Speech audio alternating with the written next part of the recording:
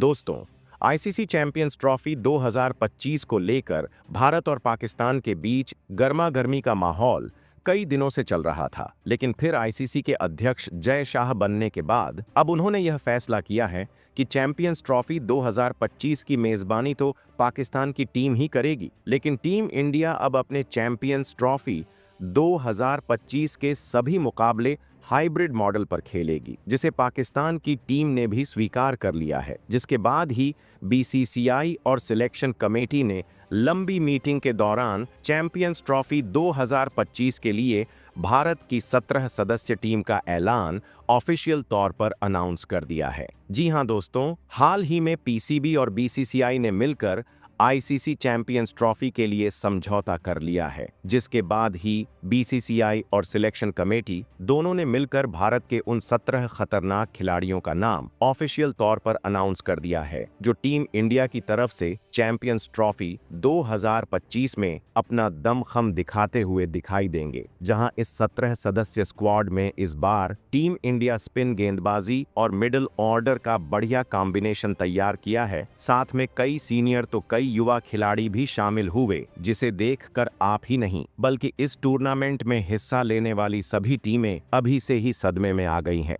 तो ऐसे में दोस्तों, अब टीम इंडिया चैंपियंस ट्रॉफी 2025 के अपने सभी मुकाबले कब, कहां और कितने बजे से खेलेगी, साथ में इस बड़े टूर्नामेंट के लिए सिलेक्शन कमेटी और बीसीसीआई ने टीम इंडिया के इस 17 सदस्य स्क्वाड में कौन कौन से खिलाड़ियों को शामिल किया है, ये तो इस वीडियो में बताऊंगा ही। साथ में आपको आईसीसी चैंपियंस ट्रॉफी 2025 से जुड़ी हर छोटी बड़ी अपडेट के बारे में भी विस्तार से बताने वाला हूं। तो इसलिए वीडियो को देखने में और समझने में मजा आ जाएगा, जिसके चलते वीडियो में अंत तक बने रहें। लेकिन इससे पहले मैंने इस वीडियो का लाइक और कमेंट का टारगेट 100 के पार रखा है। अब देखना है कि इसको आप पूरा करते हो कि नहीं। और हाँ, अगर वीडियो पसंद आए तो चैनल को भी सब्सक्राइब कर लीजिएगा, ताकि क्रिकेट से जुड़ी हर खबर सबसे पहले आपको मिल सके। तो चलिए वीडियो को शुरू करते हैं। तो दोस्तों, आईसीसी चैंपियंस ट्रॉफी 2025 की मेजबानी इस बार पाकिस्तान करने वाला था, लेकिन वहां के ग्राउंड और सुरक्षा की अव्यवस्था को देखने के बाद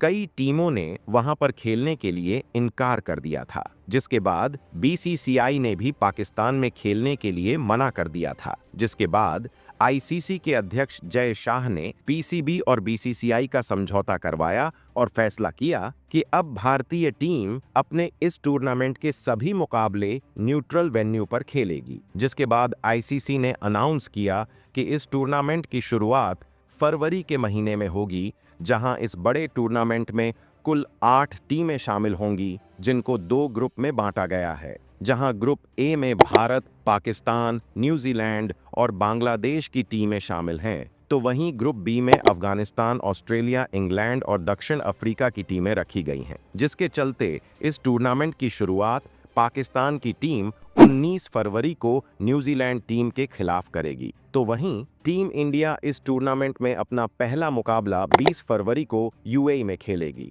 वहीं टीम इंडिया इस टूर्नामेंट का अपना दूसरा मुकाबला चिर प्रतिद्वंद्वी टीम पाकिस्तान के खिलाफ 23 फरवरी को यूएई में ही खेलेगी। इसके बाद टीम इंडिया तीसरा मुकाबला 2 मार्च को न्यूजीलैंड के खिलाफ यूएई में खेलेगी, जहां अगर टीम इंडिया इन मुकाबलों को जीतकर सेमीफाइनल में जाती है तो इस टूर्नामेंट का पहला सेमीफाइनल मुकाबला 4 मार्च को और दूसरा सेमीफाइनल मुकाबला 5 मार्च को खेला जाएगा। फिर इसके बाद इस टूर्नामेंट का अंतिम फाइनल मुकाबला 6 मार्च को खेला जाएगा। साथ में टीम इंडिया के ये सभी मुकाबले भारतीय समयानुसार दोपहर 1:30 पर शुरू होंगे, जहां इन मुकाबलों को टीवी पर स्टार स्पोर्ट्स नेटवर्क चैनल पर लाइव टेलीकास्ट किया जाएगा। वहीं फोन पर इनकी लाइव स्ट्रीमिंग हॉटस्टार ऐप पर की जाएगी। तो दोस्तों, ये थी आईसीसी चैंपियंस ट्रॉफी 2025 से जुड़ी कुछ अहम अपडेट्स, जो जानना आपके लिए बेहद ज़रूरी था।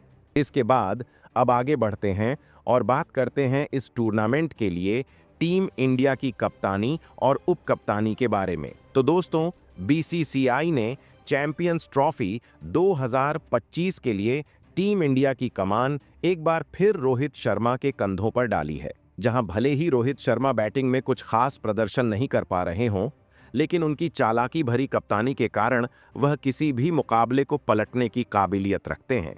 यही वजह है कि बीसीसीआई ने चैंपियंस ट्रॉफी की जिम्मेदारी फिर से रोहित शर्मा को सौंपी है। वहीं उप कप्तानी की भूमिका भारतीय टीम के अनुभवी ऑलराउंडर हार्दिक पांड्या निभाते हुए दिखाई देंगे, जो रोहित शर्मा की गैर मौजूदगी में 1 से 2 मुकाबलों में कप्तानी करते हुए नजर आएंगे। इसके बाद चलिए अब बात करते हैं कि आखिर बीसीसीआई और सिलेक्शन कमेटी ने मिलकर चैंपियंस ट्रॉफी 2025 के लिए टीम इंडिया के स्क्वाड में टॉप ऑनर्डर और तेज गेंदबाजी डिपार्टमेंट में कौन-कौन से खिलाड़ियों को शामिल किया है। जहां दोस्तों सबसे पहले टॉप ऑर्डर की बात करें तो सिलेक्शन कमेटी ने 3 ओपनर बल्लेबाजों को शामिल किया है, जिसमें पहला नाम शुभमन गिल का सामने आया है। शुभमन गिल की बात करें तो दोस्तों वह आखिरी बार भारत के लिए हाल ही में समाप्त हुई श्रीलंका के खिलाफ वनडे सीरीज में खेलते नजर आए थे। ऐसे में चैंपियंस ट्रॉफी भी वनडे फॉर्मेट में खेली जाएगी। अगर गिल की वनडे फॉर्म को देखें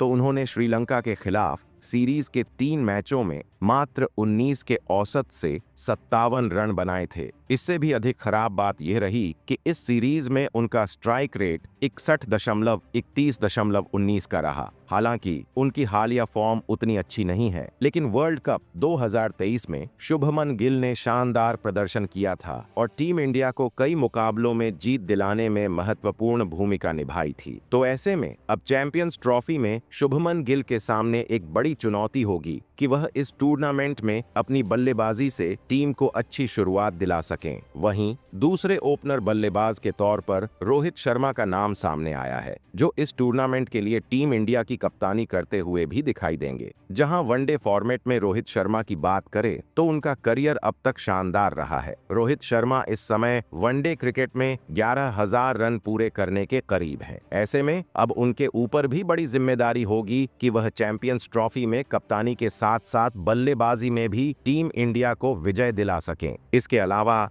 बैकअप तीसरे ओपनर बल्लेबाज के रूप में यशस्वी जायसवाल को शामिल किया जा सकता है। जी हां दोस्तों, इस बार चैंपियंस ट्रॉफी वनडे फॉर्मेट में खेली जाएगी और इस समय टीम इंडिया के लेफ्ट राइट का ओपनिंग कॉम्बिनेशन ठीक से नहीं बैठ पा रहा है। इसी को देखते हुए सिलेक्शन कमेटी ने फाइनली चैंपियंस ट्रॉफी के लिए यशस्वी जायसवाल का टीम इंडिया में डेब्यू करवाने की योजना बनाई है। वैसे यशस्वी जायसवाल ने T20 और टेस्ट दोनों फॉर्मेट में बेहतरीन शुरुआत की है। ऐसे में अब सिलेक्शन कमेटी को उम्मीद है कि वे वनडे फॉर्मेट में भी अपना जलवा दिखाएंगे और टीम इंडिया को एक मजबूत शुरुआत देंगे। वहीं अब मिडिल ऑर्डर की बात करें तो मिडिल ऑर्डर में भी 3 बल्लेबाजों को सिलेक्शन कमेटी ने टीम इंडिया के स्क्वाड में शामिल किया है, जिसमें पहला नाम श्रेयस अय्यर का आता है। वैसे तो दोस्तों श्रेयस अय्यर काफी समय से टीम इंडिया की प्लेइंग 11 से बाहर चल रहे हैं। हाल ही में उन्हें श्रीलंका के खिलाफ हुई वनडे सीरीज में मौका मिला था, लेकिन वहां पर वे कुछ खास प्रदर्शन नहीं कर सके। इसके बाद उन्हें टेस्ट टीम में भी शामिल नहीं किया गया। लेकिन दोस्तों विजय हजारे ट्रॉफी और सैयद मुश्ताक अली ट्रॉफी में श्रेयस अय्यर ने लाजवाब प्रदर्शन करके दिखाया है। इसकी बदौलत अब वे अपनी फॉर्म में वापस आ चुके हैं और चैंपियंस ट्रॉफी में अपना दमखम दिखाने के लिए पूरी तरह तैयार हैं। वहीं दूसरे बल्लेबाज के रूप में किंग विराट कोहली को शामिल किया गया है। विराट कोहली टीम इंडिया के लिए तीनों ही फॉर्मेटों में रीढ़ की हड्डी माने जाते हैं। साथ ही विराट वनडे फॉर्मेट के सबसे विस्फोटक और खतरनाक बल्लेबाजों में से एक है। उनके अनुभव और काबिलियत को देखते हुए उनका टीम इंडिया के स्क्वाड में होना बेहद जरूरी है। इसके अलावा तीसरे बल्लेबाज के तौर पर सूर्य कुमार यादव का नाम सामने आता है, जो फिलहाल T20 फॉर्मेट में टीम इंडिया का नेतृत्व कर रहे हैं और बल्लेबाजी में अपनी एक अलग छाप छोड़ते हैं। भले ही सूर्य कुमार इस समय क्रिकेट के बाकी फॉर्मेट से दूर हैं, लेकिन उनकी प्रैक्टिस लगातार जारी है। इसके चलते अब लंबे इंतजार के बाद आपको सूर्या चैंपियंस ट्रॉफी के लिए टीम इंडिया के स्क्वाड में खेलते हुए दिखाई देंगे। इसके बाद विकेटकीपर बल्लेबाज के तौर पर सिलेक्शन कमेटी ने 2 खिलाड़ियों को शामिल किया है, जिसमें पहला नाम ऋषभ पंत का सामने आया है। ऋषभ पंत ने लंबे इंतजार के बाद वनडे फॉर्मेट में वापसी की है। उन्होंने श्रीलंका के खिलाफ वनडे सीरीज में लगभग ठीक ठाक प्रदर्शन किया था, साथ ही ऋषभ पंत इस समय टेस्ट क्रिकेट में भी शानदार बल्लेबाजी कर रहे हैं। यही कारण है कि अब वह चैंपियंस ट्रॉफी के लिए पूरी तरह तैयार हैं। वहीं दूसरे विकेटकीपर बल्लेबाज के तौर पर केएल राहुल का नाम सामने आया है। इस कारण ईशान किशन को टीम इंडिया में वापसी के लिए और लंबा इंतजार करना पड़ेगा। केएल राहुल इस समय टीम इंडिया के मौजूदा विकेटकीपर बल्लेबाज हैं और मिडिल ऑर्डर में भी अपनी महत्वपूर्ण भूमिका निभाते हैं। इसलिए चैंपियंस ट्रॉफी के लिए इन दो विकेटकीपर बल्लेबाजों को टीम इंडिया में जगह मिली है। इसके बाद ऑलराउंडर डिपार्टमेंट में 3 खिलाड़ियों को शामिल किया गया है। इसमें पहला नाम बैटिंग ऑलराउंडर हार्दिक पांड्या का आता है। हार्दिक पांड्या ने हाल ही में T20 वर्ल्ड कप 2024 में अपनी गेंदबाजी से टीम इंडिया को वर्ल्ड चैंपियन बनाने में महत्वपूर्ण भूमिका निभाई थी। साथ ही हार्दिक के पास बल्लेबाजी से भी मुकाबले को पलटने की काबिलियत है। वहीं दूसरे ऑलराउंडर खिलाड़ी के रूप में रविंद्र जडेजा का नाम सामने आता है। जडेजा इस समय टेस्ट क्रिकेट में लाजवाब प्रदर्शन कर रहे हैं। वह गेंदबाजी और बल्लेबाजी दोनों में ही टॉप लेवल का प्रदर्शन करते हुए सभी को प्रभावित कर रहे हैं। इनका साथ निभाने के लिए अंतिम ऑलराउंडर खिलाड़ी के तौर पर वाशिंगटन सुंदर को शामिल किया गया है। वाशिंगटन सुंदर ने हाल ही में श्रीलंका के खिलाफ वनडे फॉर्मेट में खतरनाक गेंदबाजी की थी। साथ ही जरूरत पड़ने पर वह बल्लेबाजी में भी महत्वपूर्ण भूमिका निभाते हैं। इसी के चलते सिलेक्शन कमेटी ने इन 3 ऑलराउंडर खिलाड़ियों को टीम में शामिल कर टीम इंडिया की बैटिंग और बॉलिंग लाइनअप दोनों को मजबूत किया है। इसके बाद स्पिन गेंदबाजी के तौर पर कुलदीप यादव और अक्षर पटेल को शामिल किया गया है। कुलदीप यादव और अक्षर पटेल अपनी घातक स्पिन गेंदबाजी के लिए जाने जाते हैं। दोनों खिलाड़ी मौके मिलने पर अपनी गेंदबाजी से बड़े योगदान देते हैं। वहीं तेज गेंदबाजी डिपार्टमेंट में सबसे पहले सिलेक्शन कमेटी ने जसप्रीत बुमराह को शामिल किया है। जसप्रीत बुमराह टीम इंडिया के मुख्य तेज गेंदबाज के रूप में अपनी अलग छाप छोड़ते हैं। बुमराह अपनी यॉर्कर गेंदबाजी के लिए जाने जाते हैं। इनकी जोड़ी के रूप में मोहम्मद शमी को भी टीम में शामिल किया गया है। मोहम्मद शमी इस समय चोट से पूरी तरह उभर चुके हैं और साल 2023 के वनडे वर्ल्ड कप में सबसे ज्यादा विकेट लेने वाले गेंदबाज रहे थे। इसके अलावा तीसरे तेज गेंदबाज के रूप में मोहम्मद सिराज को मौका दिया गया है। सिराज ने हाल ही में एशिया कप में टीम इंडिया के लिए शानदार गेंदबाजी की थी। अंतिम तेज गेंदबाज के तौर पर हर्षित राणा का नाम सामने आया है। हर्षित राणा ने हाल ही में बॉर्डर गावस्कर ट्रॉफी में ऑस्ट्रेलिया के खिलाफ खतरनाक गेंदबाजी की थी। इसी के चलते सिलेक्शन कमेटी ने चैंपियंस ट्रॉफी में इन 4 खतरनाक गेंदबाजों को शामिल किया है, जो अपनी घातक गेंदबाजी के दम पर विरोधी टीमों को परेशान करते हुए नजर आएंगे। तो इस प्रकार से दोस्तों, आईसीसी चैंपियंस ट्रॉफी 2025 के लिए टीम इंडिया की 17 सदस्य फाइनल स्क्वाड तैयार हो सकती है। अब आप सभी को क्या लगता है कि इस स्क्वाड में और कौन कौन से बड़े बदलाव होने चाहिए? हमें नीचे कमेंट कर जरूर बताएं। साथ ही चैनल को भी सब्सक्राइब जरूर करें। तो आज की इस वीडियो में बस इतना ही। मिलते हैं अगले एक और न्यू वीडियो के साथ। तब तक के लिए जय हिंद।